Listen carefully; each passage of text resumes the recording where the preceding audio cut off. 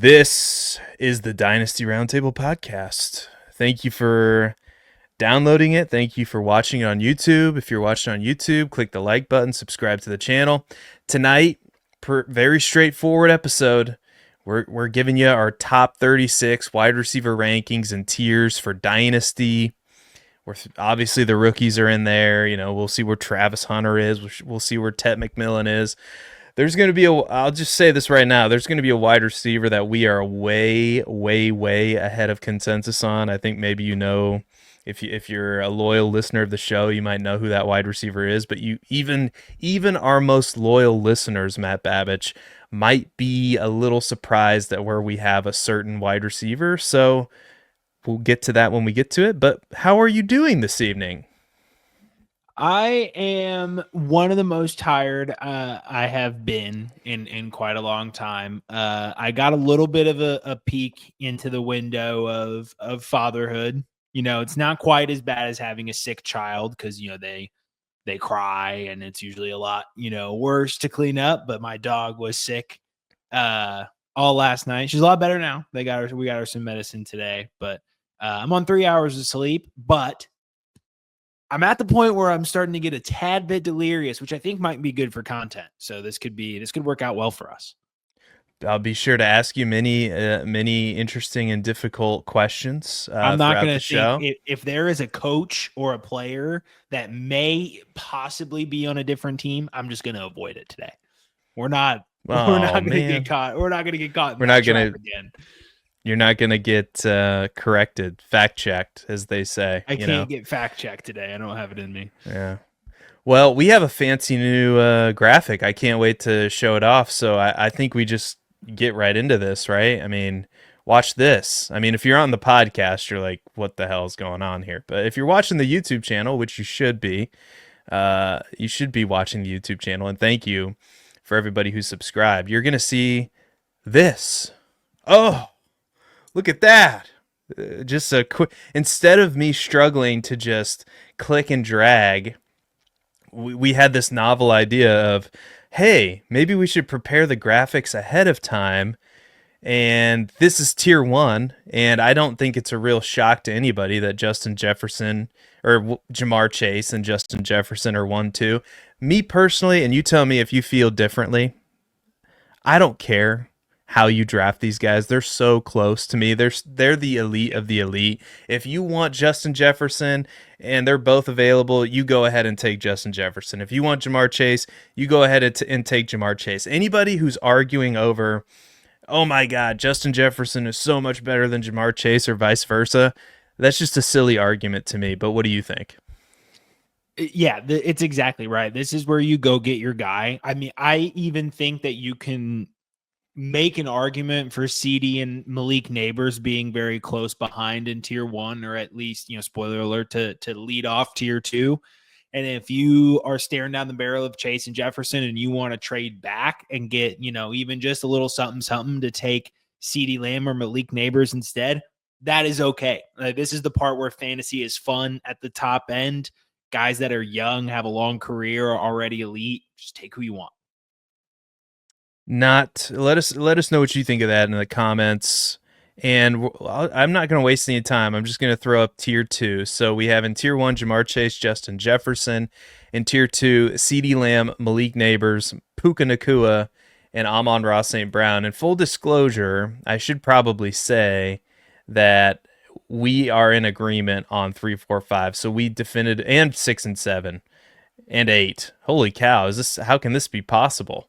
We don't look at these beforehand, and I was gonna say there's probably some ties, but this is exactly how we have them ordered. So I don't know if you meant to. I don't know. I see there are differences coming up, but this might be a first. I changed a little bit. I flip-flopped on Nico and Brian Thomas Jr. post-draft. I had him flip-flopped. I just swapped him the other way because I like Nico's upside, not being, paired with Travis Hunter. I did a major correction on Puka, and so that's kind of where these started to line up a lot better. I think I had some prior bias that I didn't want to let go of, and kind of started looking at the numbers. And while I was doing my prep for rankings, and I'm like, what am I doing? Like, I'm way too low. Guy is a superstar, and seeing a lot of content too about how he's used in like the role that he is going to be a reason where Terrence Ferguson like doesn't really get the usage that we're going to want to, because that big slot role that people think they want out of a tight end, like Puka Nacua plays that role for Los Angeles. So it's not going to be Terrence Ferguson. Like, he's going to be shifted out, wide, or he's going to be continued to be in line. And, that's why we saw Tyler Higbee, and whoever the tight end was in the Rams offense take a dip in usage. So a much needed correction for me with Puka Nacua in the rankings. Yeah, and what is still kind of surprising to me is that he's only 24 years old.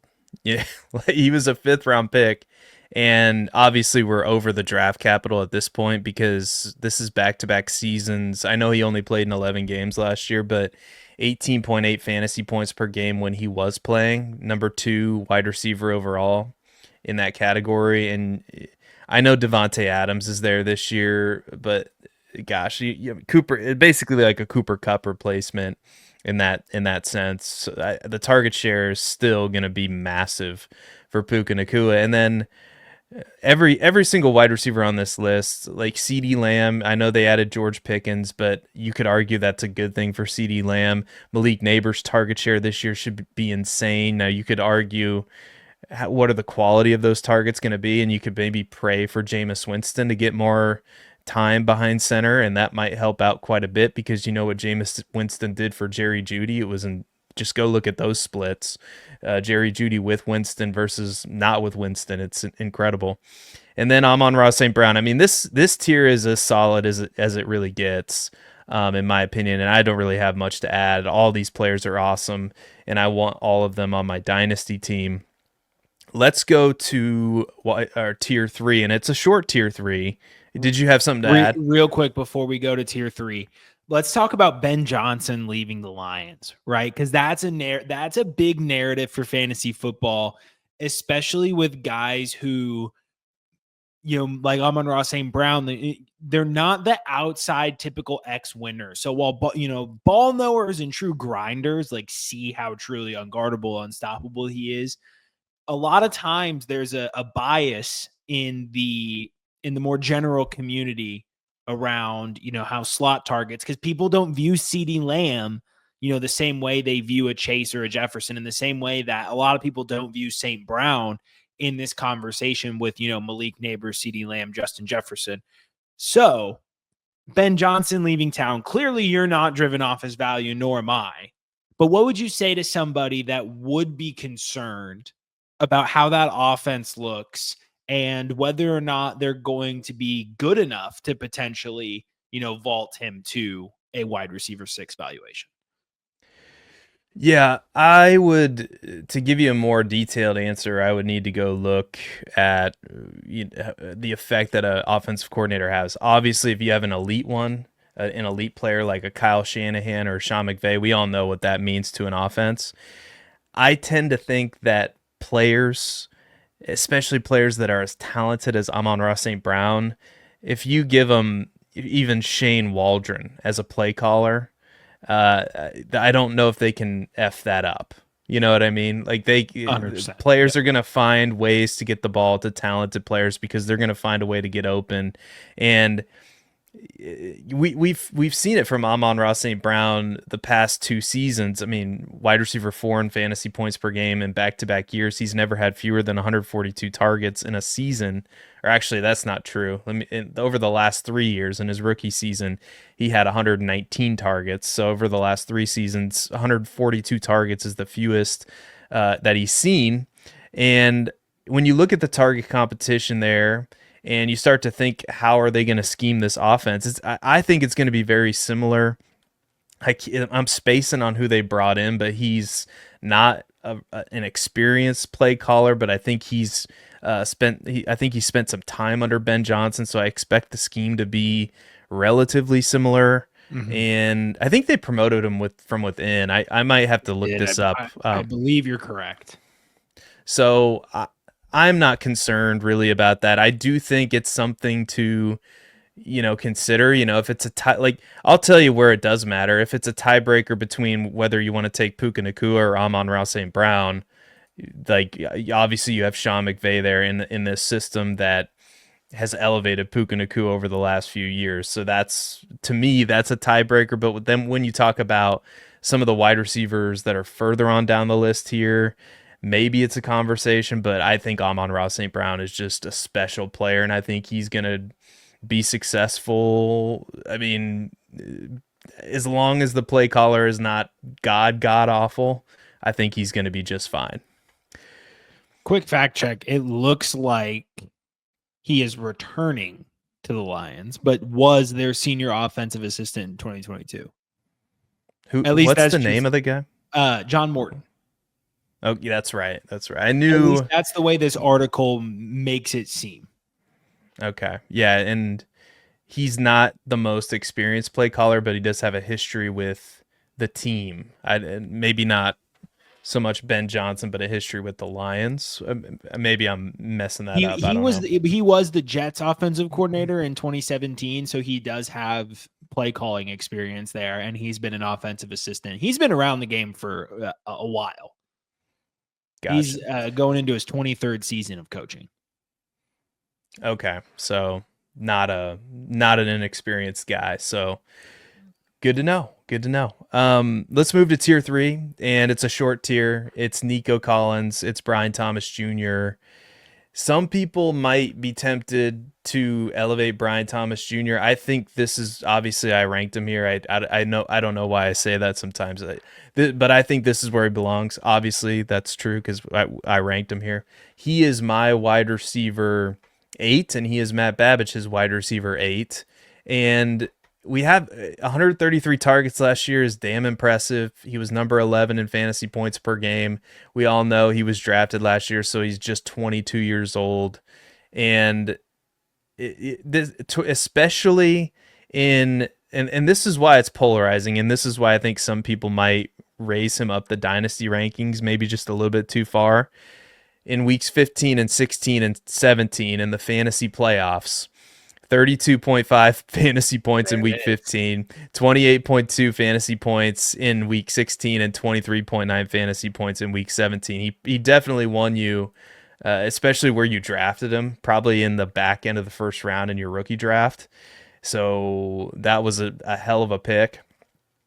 But I think that I still believe that this is where he belongs. And you could talk me into moving him ahead of Nico. But Nico, I think, is just, with CJ Stroud, is in just a dynamic situation. And I know they added Jaden Higgins, and I know they added Jalen Noel, but he is the primary X wide receiver. The Jags added Travis Hunter. And yes, then the Jags added Travis Hunter. That's and the biggest factor. I don't care. I don't care what Twitter videos are getting posted, and don't get me started on that, because I saw a couple with Caleb Williams in shorts today that almost made me want to lose my mind. Travis Hunter's a really good player, and so just because we're seeing the one or two videos where he slips and falls in practice doesn't mean diddly squat. Okay, Travis Hunter is going to be really, really good. So if you think that's not going to affect Brian Thomas Jr., now it could take the pressure off of him for sure, but the target share certainly isn't going to be as great as it was previously, because you have another potentially alpha wide receiver on the other side. I mean, it's great from an NFL offensive perspective, and I still think Brian Thomas Jr. is going to be really, really good. But that's just how I see it. I completely get it. If you want to take Brian Thomas Jr. over Nico Collins, that's just not where I have them ranked based on the totality of what they've done. And I get it. Nico Collins is 26. Brian Thomas Jr. is 22. Just once sounds like we got 4 years of Nico Collins at least. One's in just a better situation, in my opinion, with a better quarterback and less target competition. But I think let that let us know what you think in the comments. I mean, there's I'm someone in the willing comments to. is going to bring up Nico Collins injury concerns. I have already seen the comment in my head, and it's not necessarily invalid. Mhm. I just don't like if you want to get into the business of predicting injuries, you go for it because historically it hasn't really worked very well for anybody that's tried to do that. So, Well, and yeah, and we had. we're also talking about one spot, between Nico and Brian Thomas Jr. So we're really splitting hairs here on why we have one ranked above the other. Yeah, and that's, the last 2 seasons he's missed some time, 12 games played last year, 15 the year before, but when he's been on the field, there's a history there. Wide receiver 7 in fantasy points per game in 2023, wide receiver 8 in fantasy points per game in 2024. Brian Thomas Jr., wide receiver 11. I mean, yes, we saw it down the stretch, and could that be a sign of things to come? It certainly could. But look at where they're going in redraft this year, around the same spot, at least the last time I checked in underdog. So again, if you wanted to take Brian Thomas Jr. just because he's the younger asset, I suppose I don't have a problem with it. It's very close, Just but look at that's college. Just yeah. look at Nico. Go to playerprofiler.com. Go to Nico Collins' page and look at 2024 and 2023. Go to the two efficiency lines and just look how insane it is. His yards per route run last year, 3.2. Number 2 amongst wide receivers. I think Puka actually might have been number 1, if I recall. 2.9 this year, third. I mean, this dude, and it's because he missed time and the Texans reverted a little bit on offense that people have all of a sudden forgotten. This guy is a machine. Yeah. No, you're absolutely right. Yeah, I think we leave it there and move on to tier 4, which is going to be our most polarizing take. All right. Rashi Rice is our consensus wide receiver 9. Yes, wide receiver 9. I have him at 9. You have him at 10. You have Lad McConkey one spot ahead of him. But the way it falls, Lad McConkey is at 10. Drake London, who I am just now going through my redraft projections and rankings. I don't know who's going to take targets away from that guy this year in Atlanta. It all depends on how good Michael Penix can play for a full season, assuming he's going to be the starter. I assume he will be. I don't know why he wouldn't be. I know Kirk Cousins is still there technically, but God, there's outside of Darnell Mooney, Bijan out of the backfield, and Kyle Pitts, there's really nobody there in terms of target competition. But anyway, so I was just going through that today and thinking to myself, wow, maybe I have Drake London a little bit too low. But I have Drake London at 10. You have him at 11. Then we have Jackson Smith and Jigba and Garrett Wilson to round out this tier. Any thoughts on this? Obviously, Rashi Rice. We've kind of beat that take like a dead drum, like a dead horse. I don't know why I said dead drum. Like a dead drum. I guess you can beat it like a dead drum, right? I think you were like beat it like a drum, but then you got the dead Yeah. horse in there. I got what you're Yeah. saying. Yeah, I think just to quickly recap, 155 target pace. He runs some of the most efficient route tree in terms of getting him a quality target in open space and just letting him work. Like, go back and watch the film, even go back to 2 seasons ago. It literally just looks like it's free fantasy points. The way they scheme up touches to this guy, it completely ramped up. It was going to be a monster season. If he plays the whole year, Seth, is there any way this isn't a consensus take? If he plays at that pace Oh, or anywhere near it, is there any way this is not a consensus take right now? if you go back, and I think we talked about this on a previous episode, if you go back to when the Chiefs really decided to implement Rashi Rice as their number one, not just not just wide receiver, number one target in the offense, back in week 12 when he finally got on the field for, almost 70% of the snaps. against Las Vegas, wide receiver 3 finished that week. That was the week where things started to turn for Rashee Rice, because the next week, again, 70%. Now he saw the field, 60%, 50%, 40 some percent, 30% up until that point. But it was that, and I can't remember if it was an injury that triggered it or what. But that, I think it was that week 12 where things really clicked. Then it was 70%, 84%, 90%, 74%, Yep. 80%. And then you just look at fantasy points: 14.4, 18.2, 24.1, 11.7, 17.7. Tons of wide receiver 1, top 5, wide receiver 2 finishes. There is a wide receiver 35 finish in there. But I think if you totaled all the fantasy relevant games from that week 12 through week 3, because people forget he got hurt early in that week 4 game. So when you look at fantasy points per game and you see, oh, 16.2, that's okay. Well, really, you should probably throw out that fourth game. Those 9 games, he's a top 5 fantasy receiver. I get it, it's a short sample size, but do we really think Xavier Worthy's beating him out for that role? I don't think so. I know there's people out there that believe that Xavier Worthy took over that role and it's going to be a battle, and they're similar players. I think Rashee Rice is more of an alpha, and Xavier Worthy is more of a better fit in the slot and a better fit part time because of his size. I don't think the Chiefs want to use him the way that they were using him last year. I could be wrong about that. I just think Rashee Rice is more of a prototype wide receiver that fits that bill long term. But Yeah. I don't think you can. I get it, it's a short sample size, but it's a damn impressive 9 games. Well, and then look what the team did around it, right? Not much. It's not like they went and put a stamp of approval on another receiver in this draft class. And we kind of know what Worthy is, really.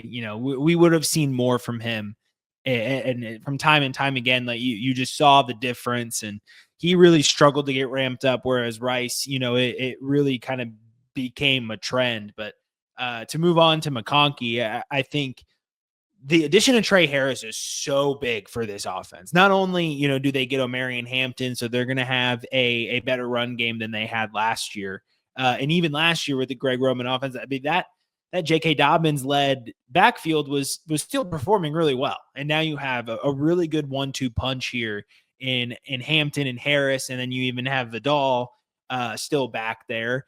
And you insert Trey Harris into this offense, and all of a sudden, I mean, things are going to open up so much more for Ladd McConkey. And so when you look at his game chart, they really struggled to kind of find a way to consistently get him involved early on.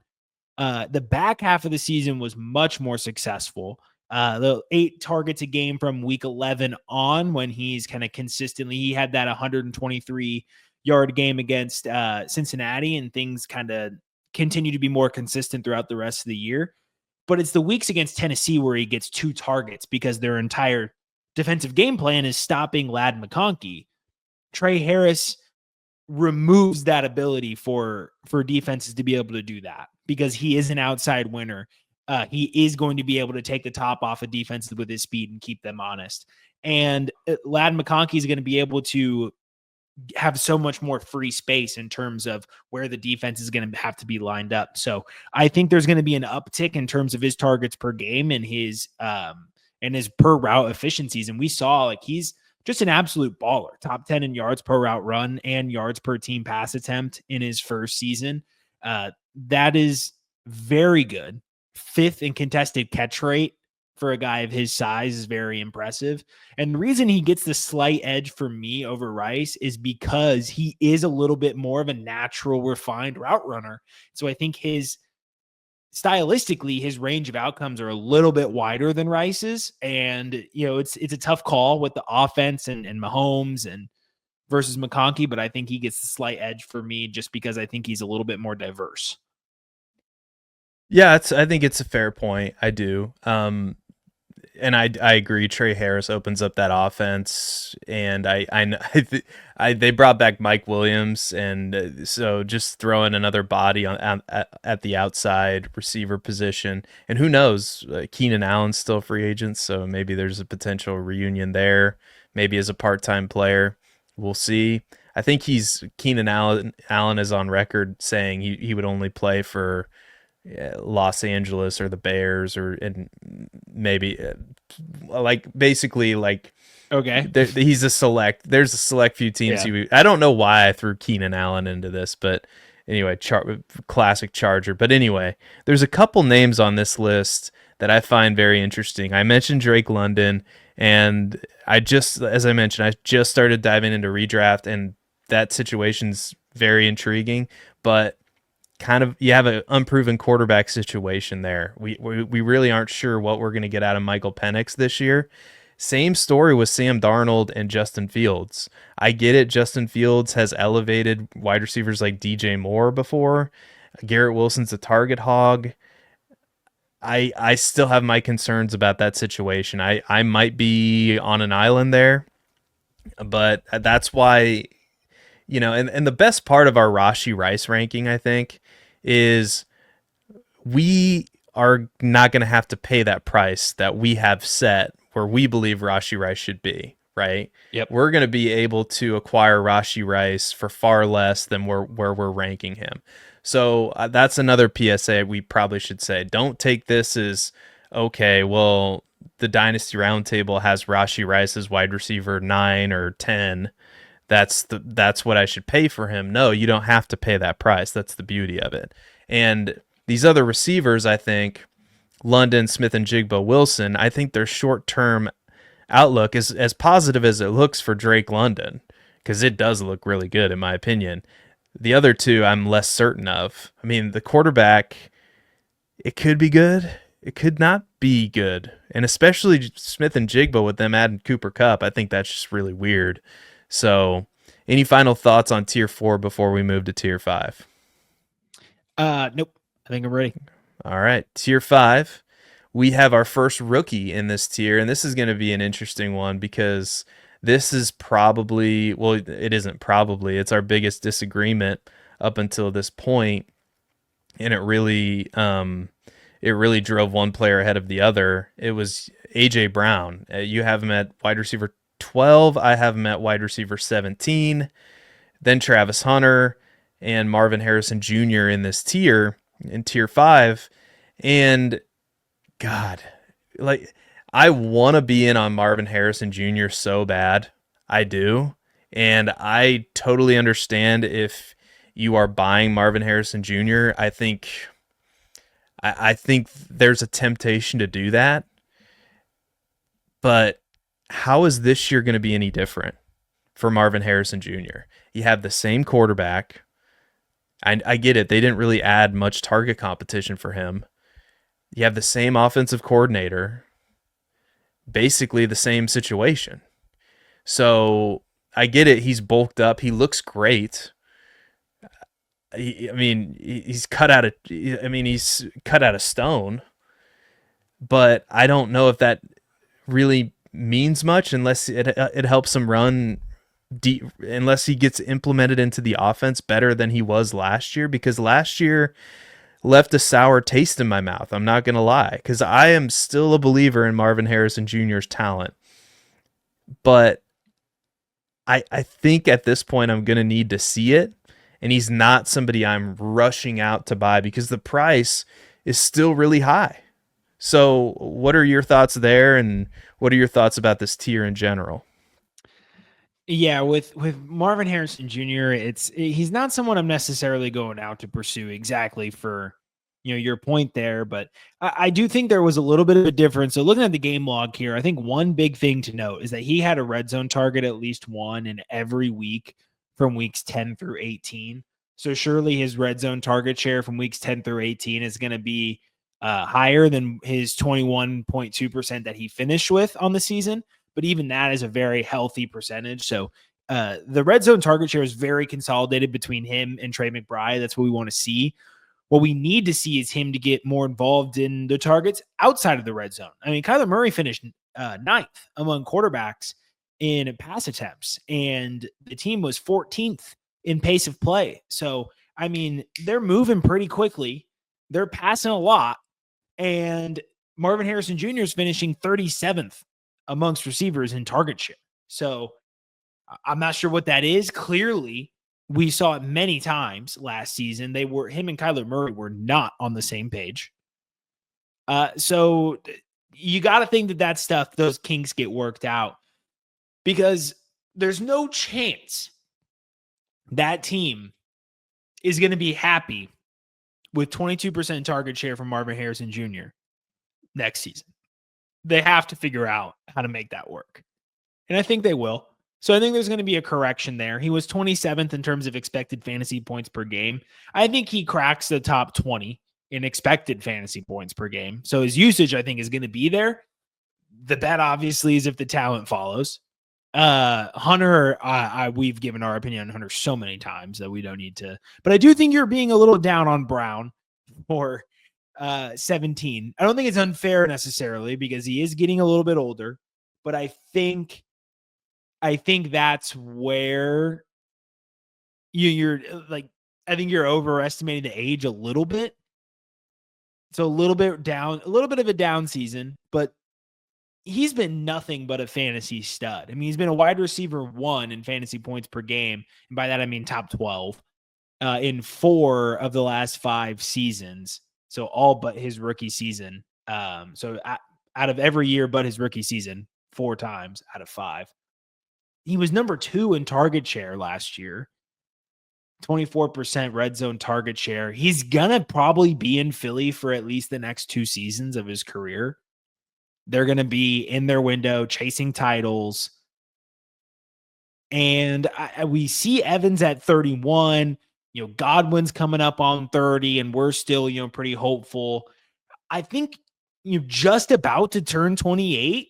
That's not that bad. I mean, there are some receivers that we are much more down on for their age that are right around the same age as A.J. Brown, but he's actually elite, whereas guys like DK Metcalf, who aren't that far behind him, appear much further along on their curve because they never really broke that threshold that A.J. Brown did. I will admit to you that if there's one weakness in my rankings, it's that I tend to be ageist. I know this about myself. It's hard playing not to. Dynasty. It just is what it is. But I say that, and then I have Nico Collins ranked ahead of Brian Thomas Jr. I guess that's just how I feel about Nico. And I'm sure that some people are going to disagree. But when it comes to A.J. Brown, and this is such a fascinating conversation because, yes, you have a 34.4% target share, which is stupid good. He did have a knee injury, but the Eagles are the team that passes the ball the least amount in the NFL. They passed the ball the least amount in the NFL last year. So I do think that while that number is insanely good, it doesn't carry as much weight because of that fact. You look at just about anything else you want to look at. Yards per route run, number 2, insane. 3.16.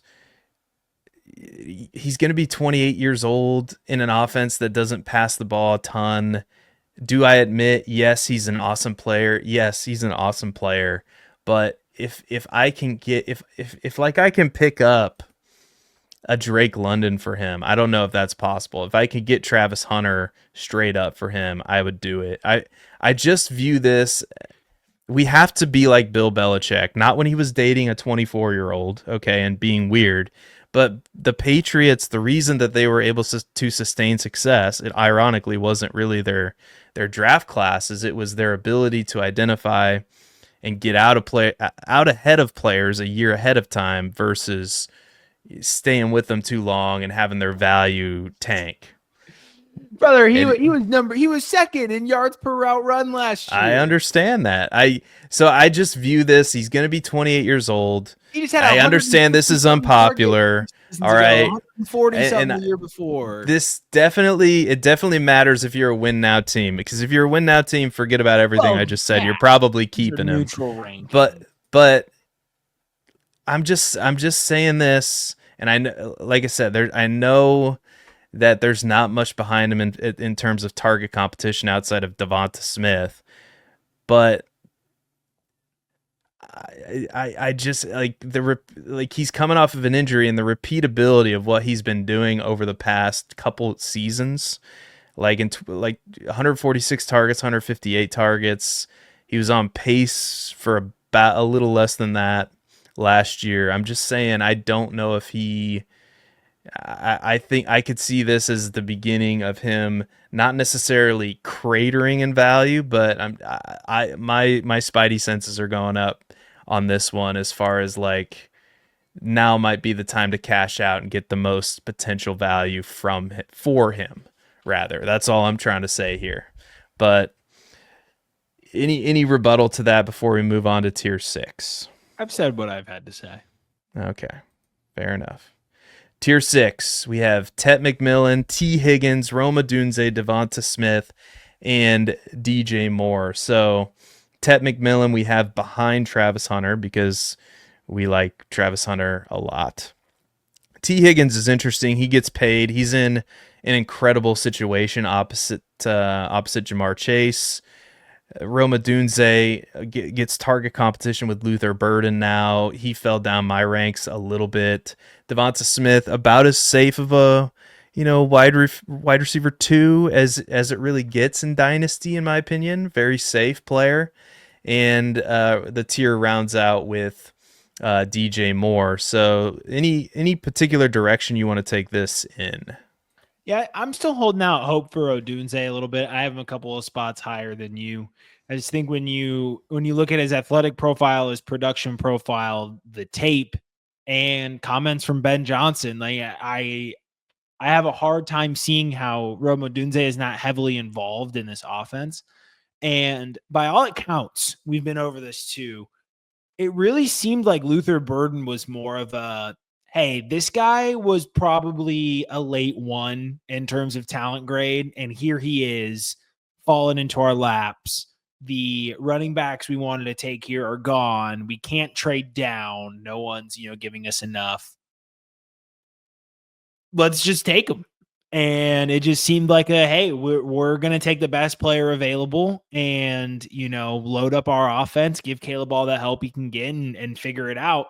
I believe, especially knowing that the Bears were targeting running back, when Ben Johnson made the call to go to Chicago, then he saw that team and had a vision for it. And that is, with Keenan Allen being removed from that situation, you have Moore, Odunze. I think those are the top dogs. I think Loveland is going to, everyone gets, they freak out at the Loveland pick. They think he's going to have a Sam Laporta rookie season in terms of target share. I don't think that's the case. I think he's going to be involved to a decent degree, but I see this as being more in Odunze's offense with Burden and Loveland being the complementary pieces. And if I'm wrong, I think it's because DJ Moore might be somebody who's on the outskirts because the rumors have been going around that as well, that, maybe he's unhappy with DJ Moore and DJ Moore could be a trade asset. As a Bears fan, is there any validity to that? Do we need to be worried about DJ Moore potentially going to a different team? I don't think so. I think DJ Moore was one of the first. I mean, he came in that big trade. They traded the number 1 pick. They just did his extension last season, right? Yeah, and he's under contract for a long. I think through 2028. I could be wrong about that, but he's under contract for a while. It's always these guys with longer contracts that are like, watch out for the trade. Yeah, I'm gonna bring up his contract right now. But if I had to bet, if I had to guess, and like these trade rumors don't get me started on a lot of this stuff. I know, I had to set you up for it. Like the dead cap, the dead cap is 60 million this year. Jeez. Like 35 million the next year. Like really, realistically, they could only trade him 2 years from now. I mean, the dead cap hit in 2027 is 8 million, so maybe they could trade him this year, but no, they're not they're not trading DJ Moore. He's not an unrestricted free agent until 2030. I was wrong. There's a potential out after 2028. But yeah, the DJ Moore is going to be with this team for a while. And I believe Ben Johnson has a plan. He was a staple piece of this organization. And I mean, why not? I mean, if you're the Bears and things don't go your way, and this is true in fantasy drafts too, in dynasty startups, redraft, if you get sniped, what do? You don't panic. You just chill and you take the next best player available. And that's exactly what the Bears did. Yes, they took Loveland, and some people thought, oh, Tyler Warren, you should have taken him. They chose Loveland, and I absolutely agree with you. I think if anybody is hurt in this situation from a fantasy perspective, it's Luther Burden, because Ben Johnson likes to run a lot of those, a lot of two tight end sets. And Colson Loveland's going to be this team's number one tight end, so he's getting on the field. It's going to be Luther Burden playing that JMO-esque role where he's going to be used in spots, but I don't know if his snap share is going to be elite in year one. I think he's going to get the Roma Dunze treatment, and it's going to be Roma Dunze and DJ Moore. So I agree with you there. I think Tet McMillan's target share, I haven't gotten to him yet. I think that could be really, really solid in year one with the Panthers. 25, I think by the back half of the season, he'll be getting like a 25% target share. Yeah, I think that could be really solid. And I've come around on T. Higgins too, so I actually really like this tier a lot. Even DJ Moore, because I mean, he's in a solid situation. Like the one thing that you could say is, well, Seth, you just said Caleb Williams is a sell in Dynasty. Well, at quarterback 10, yeah, I'll say that, but there might be some truth to, okay, can the Bears sustain, Roma Dunze, DJ Moore, Colson Loveland, all these guys from a fantasy perspective? And I think it's possible, and I think it's possible, and I think it's also possible that Caleb Williams still doesn't ascend to where we think he can go, but maybe I'm crazy. Are we ready to move on to tier 7? Let's do it. So we have Xavier Worthy, the ultimate disrespect. I can already hear people yelling at us. Zay Flowers, George Pickens, a riser, a very good outcome for him getting traded to Dallas, and Jalen Waddle, who I'm still holding out hope for. I believe, no, actually we're dead even. I'm a spot lower than you on Jalen Waddle. So talk to me about this tier. Where do you want to steer the conversation? Well, yeah, it's because you have Worthy. So before everyone attacks Seth and I, just attack me, because he has Worthy at 18. I have him at 26. Yeah. He is the reason. Look, he was wide receiver 40 in fantasy points per game last year. So I get it. He was also 45th in expected fantasy points per game.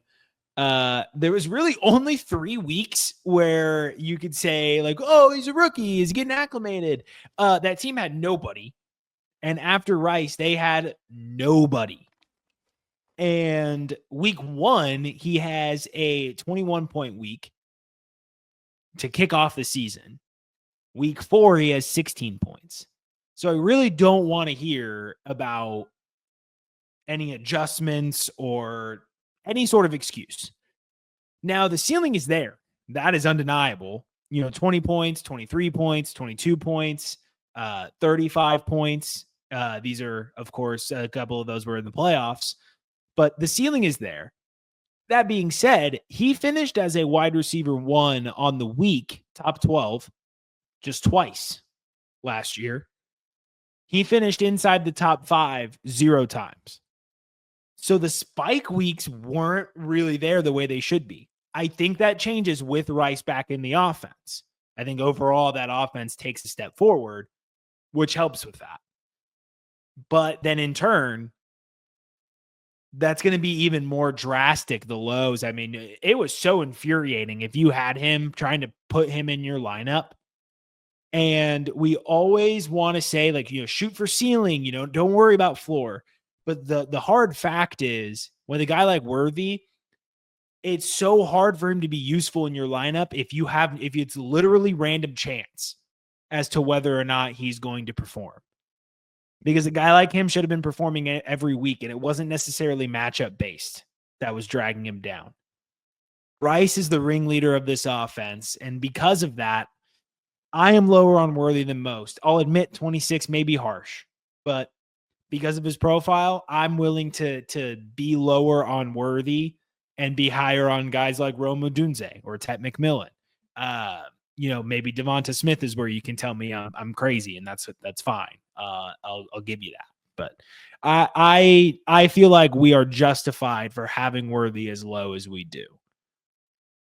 So as you were talking, as it often does, something just clicked in my brain, and I went to go look at, the stats, and I remembered something. I remember being, producing the Fantasy Pros, the starter sit show on Sunday on week 10, and them talking about how Xavier Worthy had one of the lowest performances in fantasy football history, -1 points in week 9. And people forget, and it's good to put things in context, and this is what we're here for. It's hard, it's easy to forget that up until like week 15, 14, Xavier Worthy, I mean, there's a couple games where he had a 75% snap share, but really he was hovering in the 60s and the 50s. And I'm worried that when Rashee Rice comes back, is he the Jaden Reed of the Kansas City Chiefs? The guy that they bring on the field and in certain situations and try to get him mismatched, because we all know he has the speed, but the size, man, like they want to keep that guy healthy, and the way to do that is to put him on the field 60% of the time, not 80% of the time. I think it feels to me they did that out of necessity. Like, we need to get this offense going, and they did get the offense going, and he produced as a result. But when you really look at it, it really was week 15, 16, 17 when things really started to click, and that just so happens to be the fantasy playoffs, right? So just, you got to put all this stuff into context, and you got to look at the total body of work. And yes, the playoffs too, and like week 21 and 22, the AFC Championship game in the Super Bowl. Obviously, wasn't he the one who caught that garbage touchdown? He must have been, because he caught 2 touchdowns in the Super Bowl. But anyway, I think that's a great point, and I think if I'm going to be as high as I am on Rashee Rice, I don't know if I can have Xavier Worthy at wide receiver 18, but that's why we have these conversations. So are we ready to move on to tier 8, or you have any final thoughts about this tier? Because just to real briefly, I think George Pickens is in a great situation now with the Cowboys because their defense sucks, and he has CD on the other side. I never really bought into the fact that George Pickens was going to be an alpha wide receiver in the league. Jalen Waddle, I mean, Tyreek Hill's had a weird offseason.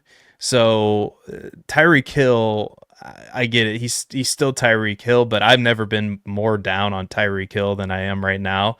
And if Tyreek Hill's not going to be good this year, which I think that there's a real chance that we've seen the best of Tyreek Hill, Jalen Waddle, just look at that depth chart. There's hardly anybody there outside of Malik Washington.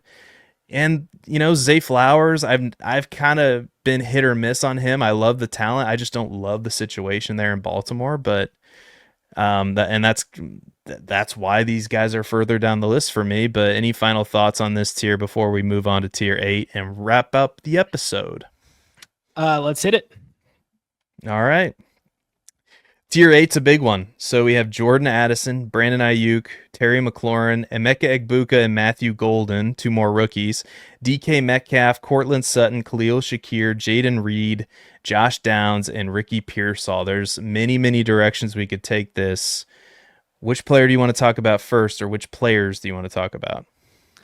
I want to talk about DK Metcalf really quick. So we are a little bit lower. I'm definitely lower than him than you are. I have him at 37. Oh, Lord. I have essentially, that is too low, like I will admit, but I've essentially deemed DK Metcalf untouchable in fantasy football because the Pittsburgh Steelers do not have a quarterback. It's May. Unless Aaron Rodgers already has the playbook in this little dance he's doing, I do not buy that he's going to waltz in and just figure this out. And I also don't think DK Metcalf is as talented as Garrett Wilson or Devontae Adams even at his current stage in his career. So we look at the same struggles that George Pickens had in this offense. DK Metcalf is not necessarily a pure separator and somebody who's going to win on a very diverse route tree. He is a take the top off the defense type of guy, explosive player like Pickens. A lot of, he has that capability to take the slant to the house. But look at his last, bit of production here. He was wide receiver 30 in fantasy points per game, despite being wide receiver 22 in expected fantasy points per game. He was wide receiver 22 in fantasy points per game the year before, despite being 18th in expected fantasy points per game. And based on this Steelers offense that I'm seeing about to be trot out there, I think he's going to be probably wide receiver 27 or lower, or 25 to 27 in terms of expected fantasy points per game. And if he continues with his efficiency struggles, which even with Aaron Rodgers, I will probably expect to continue because tight windows, timing routes, those are not things that are going to go together well with Aaron Rodgers on a short off season. And I think that's going to yield really bad results for Metcalf. And I think he's wasting the last bit of his prime that he has in Pittsburgh. Yeah, I think that's well said. You said it, but I'll just reiterate it one more time. I have him at 26, you have him at 37. I have to imagine that we are lower than consensus on DK Metcalf. He's a guy that I'm looking to sell. I don't think I have any DK Metcalf, to be honest with you. I'd have to You're actually pretty check. close to consensus. Okay. So that's interesting to me because I would think the target share might tempt some people to move him up the list, and potentially the fact that Aaron Rodgers is going to get signed there. I mean, that's their only option, though, and Aaron Rodgers was bad last year. So, yeah, I probably have DK Metcalf too high, and I think he's a sell. And he's 27 years old, and he's never really produced the way that we thought he could. And it's funny because whenever my wife walks into the room and I'm watching football and she sees DK Metcalf, she asks the question, why don't they get him the ball more? And for a while I thought, yeah, why don't they get him the ball more? And maybe he doesn't win his routes. Maybe it's because DK Metcalf isn't as good as we thought he was. I mean, yeah, he's an athletic freak, but he's 87th in target separation, and he doesn't make the most out of his opportunities, and that's been pretty consistent over the last 3 seasons. I mean, he's been a back-end wide receiver 2, middle wide receiver 3 last year, and I hate this situation. So I agree. I probably should have DK Metcalf low. I do want to talk or lower. I do want to talk about the rookies here for a second, because as I'm looking at this now, we probably should have a tier 8 and a tier 9, starting with Sutton. And I don't mind raising Sutton up a little bit further because I think he's in a fantastic situation. In fact, I think if you could get if here's a trade that I will throw out there. If you could trade DK Metcalf for Cortland Sutton plus, I would do it in a heartbeat because I think Sutton outproduces him this year. I have Sutton higher in my rankings. Okay, well, there we go. Matt Babbage is on board. But the rookies, Emeka Egbuka and Matthew Golden, I think that these two players are, perception-wise, are in the similar situations, but I want all the Emeka Egbuka that I can get, and I absolutely hate the situation that Matthew Golden is, and I know that's not going to be a popular opinion, and I should probably have him lower in my rankings as a result. It's funny, whenever I do these ranking shows, I I go through them and I think, gosh, I have to defend, I feel like I fucked up like 4 or 5 players or more. That's just the nature of rankings. But the way Matt LaFleur uses his wide receivers still baffles me. I don't understand it. Like, Jaden Reed should be on the field more than he is. And I know we talked about Jaden Reed. Like, Jaden Reed is like a different body type than a Xavier Worthy. Like Xavier Worthy's really small. Jaden Reed isn't that small to where he shouldn't be utilized more appropriately. I don't understand. Tucker Kraft, goes from being, I think, back to back tight end 1 weeks or some crazy production to your guess is as good as mine when he's going to get the ball again. So that just the way they run that offense, it's run heavy, it's slow paced. It's it's the similar to the Kyle Shanahan scheme, but for some reason and they add Matthew Golden to this, and it could be Matt, that he is the wide receiver one, he's the alpha, he's the guy. I mean, they finally drafted a wide receiver in the first round. They finally did it. But I just think he's thrown into that mess of a situation, and he's going to be a rookie this year. I actually think Emeka Egbuka, with Mike Evans getting older, I know he's like the Derrick Henry of wide receivers. Chris Godwin's coming off of an injury. Jalen McMillan's talented. I freaking love Emeka Egbuka. I've had him for the entire offseason. We had Emeka Egbuka over Matthew Golden, and the situation, while right now is really crowded, I think very soon it could not be crowded very soon, like maybe next year. So I would Emeka Egbuka is on my buy list, and Matthew Golden, man, I do not like that situation, but I'm willing to hear the argument for Matthew Golden. So what are your thoughts? The argument for Matthew Golden is that he got drafted in the first round with a receiving core that couldn't trust anybody to take a significant target share. So they said, oh my God. And we have so many receivers, and Matt LaFleur trying to play it cool in all these interviews, being like, we don't need a wide receiver one. Like we have 4 wide receiver ones. And then what does he do in the draft? He spends the 23rd pick on a receiver. Doesn't trade down. I firmly believe that there probably would have been some prospects to trade up, given how the back end of the first round and the early part of the second round ended up going. But they went dead ahead. I mean, like, there were talks about getting another cornerback. Nope. First round pick, receiver. Excuse me, I'm getting excited talking about Matthew Golden. I think his value is getting depressed because he is a relatively unproven talent. I think if Egbuka got picked in Green Bay, for example, or Luther Burden got picked in Green Bay, I think a lot more people would be excited about it. First round draft capital, this is what we wanted, an ambiguous kind of situation where he could really take over right away. But because it's Matthew Golden, because it's a guy who didn't flash on the box score stats, we get a little bit apprehensive. And I think it's reasonable to do that. I'm not saying that's wrong. I have reservations myself. But I think at the end of the day, I'm willing to take a bet on a guy like Golden, who has really good speed, really good film, really good metrics when you actually analyze like the usage and the performance on a per route, per target level. When you compare it to some of these guys in this class, like Tet, Travis Hunter, Egbuka, Burden, he hangs with them. And Higgins, in terms of, the amount of targets he was drawing per snap and all these, or per route and all these different things. He just didn't pop up on the box score because Quinn Ewers is awful. So I'm willing to take a shot on that guy before I'm willing to take a shot on DK Metcalf, for example. Yeah, but what the real question is, who do you have, Emeka Egbuka or Matthew Golden?